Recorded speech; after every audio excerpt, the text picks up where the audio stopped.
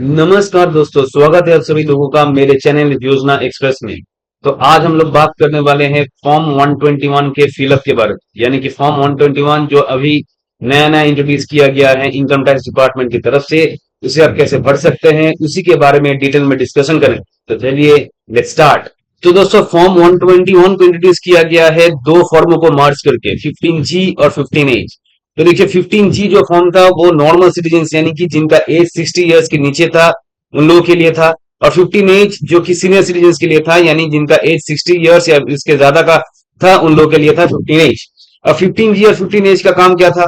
देखिए 15G और 15H को हम किसी भी बैंक या पोस्ट ऑफिस या फिर किसी भी फाइनेंशियल इंस्टीट्यूशन में सबमिट करते थे। कौन ये सबमिट करते थे? जिनका total income income tax limit के नीचे होता था, वही ये फॉर्म सबमिट करते थे। अब देखिए क्यों सबमिट करते थे? ये फॉर्म इसलिए सबमिट किया जाता था ताकि जो पोस्ट ऑफिस या बैंक या फिर किसी भी फाइनेंशियल इंस्टीट्यूशन में जहां पे हमारा एफडी है और जहां से हमको इंटरेस्ट मिलता है, ताकि उस इंटरेस्ट से कोई टैक्स डिडक्ट ना हो।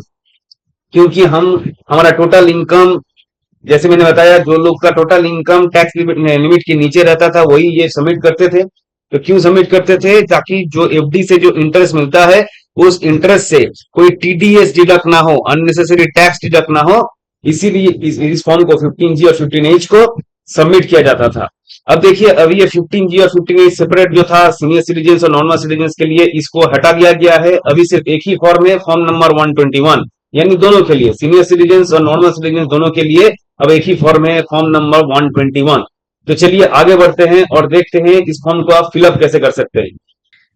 तो दोस्तों देखिए फॉर्म 121 का जो फॉर्म फिलअप है वो फॉर्म फिलअप समझाने के लिए मैंने यहाँ पे एक एग्जांपल लिया है। तो मान के चलिए आपका टोटल इनकम है 2,89,000। ये इनकम कौन से साल के लिए है? मान के चलिए आपका आप फॉर्म 121 सबमिट कर रहे हैं फिनेंशियल ईयर टैक्स ईयर 26-27 के लिए, मतलब इस साल के लिए, और ये एक एस्टिमेटेड इनकम है। तो 2,89,000 आपका टोटल एस्टिमेटेड इनकम है, जिसमें से 45,000 आता है आपका बैंक ए का इंटरेस्ट, 52,000 आता है आपका बैंक बी का इंटरेस्ट, आपको इंश्योरेंस कमीशन मिलता है 1,20,000 का, और आपका पोस्ट ऑफिस का जो इंटरेस्ट है वो है 40,000 का। अब ये भी मान के चलिए कि आपने ये तीनों जगह, मतलब बैंक ए में, बैंक बी में और इंश्योरेंस कमीशन के अगेंस्ट में ऑलरेडी फॉर्म 121 सबमिट कर दिया है। अब आप पोस्ट ऑफिस का जो इंटरेस्ट है 40,000 का, उसके अगेंस्ट में आप फॉर्म 121 सबमिट कर रहे हैं। तो इस सिचुएशन में आपका फॉर्म फिलअप कैसे होगा, यही मैं आपको दिखाने वाला हूं। तो दोस्तों फॉर्म 121 जो है वो कुछ इस तरीके का दिखता है, और यहाँ पे देखिए इस फॉर्म का दो पार्ट है इस फॉर्म का, पार्ट ए और पार्ट बी। ये देखिए पहला पार्ट है पार्ट ए, और पार्ट बी देखिए इसके नीचे है। ठीक है, पार्ट बी आपका ये पार्ट है आपका पार्ट बी। तो देखिए हमारा काम है सिर्फ पार्ट ए को लेकर। ये जो पार्ट बी है, ये पार्ट बी है ऑफिशियल लोगों के लिए, यानी कि जहां पे आप फॉर्म सबमिट कर रहे हैं। सपोज आप पोस्ट ऑफिस में सबमिट कर रहे हैं या फिर बैंक में सबमिट कर रहे हैं, तो वो बैंक वालों के लिए ये पार्ट बी है। तो हमारा काम है सिर्फ पार्ट ए को लेके। तो चलिए पार्ट ए को कैसे फिलअप किया जाए ये हम समझते हैं। तो देखिए पार्ट ए में सबसे पहला आता है नेम, यानी कि आपका नाम। तो यहाँ पे आप अपना नाम डाल दीजिएगा। उसके बाद आता है एड्रेस, यानी कि पता। तो आप यहाँ पे अपना पता डाल दीजिएगा, एड्रेस डाल दीजिएगा। उसके बाद परमानेंट अकाउंट नंबर, यानी कि पैन नंबर। तो यहाँ पे आप अपना पैन नंबर डाल दीजिएगा। इसके बाद स्टेटस, स्टेटस में आएगा रेसिडेंट, स्टेटस में आएगा रेसिडेंट। स्टेटस और रेसिडेंस स्टेटस दोनों में आएगा रेसिडेंट। ठीक है, मैं फिर से बोलता हूँ, स्टेटस और रेसिडेंस स्टेटस में आएगा रेसिडेंट। अब देखिए यहाँ पे लिखा गया है if resident individual whether age is 60 और more at any time during the tax year. तो यहाँ पे आप जिस साल के लिए भर रहे हैं, क्योंकि हमारे एग्जाम्पल के हिसाब से आप 26-27 के लिए भर रहे हैं, तो उस साल में क्या आपका एज 60 साल या उसके ज्यादा का था? अगर है तो यस, अगर नहीं है तो नो। ठीक है, तो चलिए आगे बढ़ते हैं। उसके बाद देखिए आता है कॉन्टैक्ट नंबर या फिर कॉन्टैक्ट डिटेल्स। ठीक है, उसके बाद आता है ईमेल आईडी, सॉरी उसके बाद आता है ईमेल आईडी। तो ईमेल आईडी आप भर दीजिएगा। कॉन्टैक्ट नंबर में आप कंट्री कोड यानी कि +91 आएगा। उसके बाद यहाँ पे आपका मोबाइल नंबर डाल दीजिएगा। टैक्स ईयर जैसे मैंने बताया, समझ लीजिए कि आप इस साल के लिए दे रहे हैं तो 26-27। अब नेचर ऑफ इनकम, तो देखिए नेचर ऑफ इनकम डिफरेंट होता है। तो देखिए अगर आप पोस्ट ऑफिस में, बैंक में या फिर किसी भी फाइनेंशियल इंस्टीट्यूशन में दे रहे हैं, तो वहां से आपको क्या मिलता है? एफडी वगैरह है तो वहां से इंटरेस्ट मिलता है, तो नेचर ऑफ इनकम होगा इंटरेस्ट। अगर आपको कहीं से डिविडेंड मिलता है तो होगा डिविडेंड। अगर आपको कहीं से इंश्योरेंस कमीशन मिलता है तो वहां पे नेचर ऑफ इनकम होगा इंश्योरेंस कमीशन। ऐसा ही जो मिल रहा है तो उसका नाम आप यहाँ पे डाल दीजिएगा। अब देखिए estimated income for which declaration is made. तो देखिए जैसे मैंने बताया कि समझ मान के चलते हैं कि हम एक पोस्ट ऑफिस के लिए दे रहे हैं, तो हमारे एग्जाम्पल के हिसाब से पोस्ट ऑफिस हमको 40,000 का इंटरेस्ट मिल रहा था, ठीक है। तो यहाँ पे हम लिखेंगे 40,000, यहाँ पे रहेगा 40,000, यानी कि जहां पे आप दे रहे हैं, जिस इंस्टीट्यूशन में, जिस बैंक में या पोस्ट ऑफिस में दे रहे हैं, जिस इनकम के केस में दे रहे हैं, वो इनकम आप यहाँ पे डाल दीजिएगा। तो हमारे एग्जाम्पल के हिसाब से यहाँ पे 40,000। अब तो देखिए details of form 121 other than this form file during the tax year if any, यानी कि यहाँ पे बोल रहा है कि ये फॉर्म 121 को छोड़ के इससे पहले भी कहीं पे आप फॉर्म 121 सबमिट किए हैं। तो हमारे एग्जाम्पल में हमने ये मान के चले हैं कि हम तीनों जगह ऑलरेडी फॉर्म सबमिट कर चुके हैं। तो हमारे एग्जाम्पल के हिसाब से ये होगा yes. Total number of forms file, तो हमारे एग्जाम्पल के हिसाब से कितना फॉर्म ऑलरेडी फाइल कर चुके हैं हम, बैंक ए के लिए, बैंक बी के लिए और इंश्योरेंस कमीशन के लिए। तो नंबर ऑफ फाइल फॉर्म्स होगा 3, हमारे एग्जाम्पल के हिसाब से 3, ठीक है। तो चलिए आगे बढ़ते हैं। उसके बाद देखिए, ध्यान से सुनिएगा दोस्तों, ये जगह बहुत क्रिटिकल है।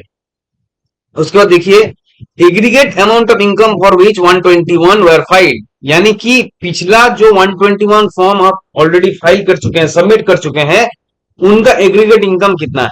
तो हमारे एग्जाम्पल के हिसाब से देखिए, हमने बैंक ए के लिए सबमिट किया है, हम मान के चलते हैं, तो 45,000 उसका इनकम था। बैंक बी के लिए सबमिट कर दिए हैं, उसका इनकम था 52,000, और इंश्योरेंस कमीशन के अगेंस्ट में हमने सबमिट किया है, उसका टोटल उसका आता है 1,20,000। तो हमारे यहाँ पे एग्रीगेट इनकम कितना होगा, 45,000, 52,000 और 1,20,000। तो टोटल मिला के 2,17,000, ठीक है। हमारे एग्जाम्पल के हिसाब से 2,17,000। अब देखिए पूछ रहा है कि aggregate amount of income for his declaration is made during the tax year, यानी कि 10 और 11 भी, 10 मतलब ये जो पोस्ट ऑफिस का जो हमने भरा है 40,000 ये, और ये 2,17,000, इसको मिला के टोटल कितना आ रहा है, 2,57,000, ठीक है। अब देखिए नंबर 13 में क्या बोल रहा है कि estimated total income of the tax year including the income mention in column 12, यानी कि इसको छोड़ के, ये कलम को छोड़ के और भी कहीं इनकम है आपका। तो हमारा तो एग्जाम्पल है, हमारे एग्जाम्पल में देखिए अदर इनकम है 72,000 का। तो 72,000 मतलब आपका जो टोटल इनकम रहेगा, ठीक है। टोटल इनकम हमारे एग्जाम्पल के हिसाब से कितना था, 2,89,000। तो यहाँ पे आ जाएगा 2,89,000। ओके, उम्मीद है आप लोगों का समझ में आया होगा। तो चलिए आगे बढ़ते हैं। अब देखिए यहाँ पे पूछा है details of ITR file during the previous 2 year, यानी कि पिछले 2 सालों में अगर आपने आईटीआर इनकम टैक्स भरा है तो उसका डिटेल्स मांग रहा है। तो डिटेल्स में क्या मांग रहा है, टैक्स ईयर मांग रहा है, एक्नॉलेजमेंट नंबर मांग रहा है और रिटर्न ऑफ इनकम मांग रहा है। तो यहाँ पे आप जो अपना आईटीआर वी है उसको देख के आप इसको फिलअप कर सकते हैं। कैसे फिलअप कर सकते हैं, तो देखिए ये एक आईटीआर वी है। आईटीआर वी में देखिए यहाँ पे लिखा गया है टैक्स ईयर। तो टैक्स ईयर जो यहाँ पे असेसमेंट ईयर रहेगा, यहाँ पे मेरा एग्जांपल में है 25-26, तो जो यहाँ पे असेसमेंट ईयर रहेगा उससे 1 साल कम कर दीजिए, ठीक है। तो मेरे लिए 25-26 है असेसमेंट ईयर, तो टैक्स ईयर वहां पे भरेंगे हम 24-25, जो यहाँ पे रहेगा 1 साल घटा दीजिएगा, ठीक है। तो उसके बाद एक्नॉलेजमेंट नंबर, ये देखिए एक्नॉलेजमेंट नंबर ये वाला है, ठीक है। ये एक्नॉलेजमेंट नंबर आपको वहां पे पुट कर देना है। और return of income, income return में आपको ये जो इनकम रहेगा, यहाँ पर जो जितना इनकम रहेगा वो आपको पुट कर देना पड़ेगा, ठीक है। तो उम्मीद करता हूं आप लोगों को समझ में आया होगा। तो चलिए आगे बढ़ते हैं। तो आगे देखिए डिक्लेरेशन पार्ट है। तो डिक्लेरेशन पार्ट में देखिए यहाँ पे आप अपना नाम पुट कर दीजिएगा, आई यानी कि आपका नाम, हैविंग परमानेंट अकाउंट नंबर, यहाँ पे आपका पैन नंबर पुट कीजिएगा। और ये जो ईयर है, ये जैसे मैंने बताया जिस साल के लिए आप ये फॉर्म सबमिट कर रहे हैं, हमारे एग्जांपल के में 26-27, तो यहाँ पे आ जाएगा 2026-27। ओके, अब ये देखिए ये लास्ट पॉइंट है, पॉइंट नंबर 5। पॉइंट नंबर 5 में पूछा है, ये डिक्लेरेशन पार्ट है। तो यहाँ पे प्लेस यानी कि आप जहां पे रहते हैं उस जगह का नाम आप यहाँ पे डाल दीजिएगा। डेट यानी कि जिस डेट में आप ये फॉर्म फिलअप कर रहे हैं, यहाँ पे उस डेट आप फिलअप कर दीजिएगा। नेम यहाँ पे फिर से आपका नाम आप यहाँ पे पुट कर दीजिएगा, और इसके ऊपर आप अपना सिग्नेचर पुट कर दीजिएगा, ठीक है। तो यहाँ पे आपका काम खत्म हो जाता है, क्योंकि उसके बाद पार्ट बी शुरू होता है। और मैंने पहले ही बताया है कि पार्ट बी जो है वो ऑफिशियल्स के लिए है, यानी कि अगर हम बैंक में दे रहे हैं या पोस्ट ऑफिस में दे रहे हैं, वो बैंक वालों का काम है, बैंक वालों का पार्ट है, या पोस्ट ऑफिस वालों का पार्ट है। हमारा काम सिर्फ पार्ट ए को लेकर, ठीक है। तो दोस्तों ये था फॉर्म 121 के ऊपर एक डिटेल डिस्कशन। इस वीडियो में हमने जाना कि फॉर्म 121 कौन कौन भर सकते हैं, कहां कहां फॉर्म 121 सबमिट किया जाता है, और फॉर्म 121 को किस फॉर्म को रिप्लेस करके फॉर्म 121 को इंट्रोड्यूस किया गया है। और साथ ही साथ हमने डिटेल में जाना कि इस फॉर्म को हम कैसे फिलअप कर सकते हैं। तो उम्मीद करता हूं कि आज का वीडियो आप लोगों को पसंद आया होगा, और अगर आप लोगों को मेरा वीडियो पसंद आए तो आप लोग मेरा चैनल योजना एक्सप्रेस को लाइक, शेयर और सब्सक्राइब कीजिए। तो चलिए मिलते हैं एक नए टॉपिक में, नए वीडियो में। तब तक के लिए खुश रहिए, सेफ रहिए। Thank you.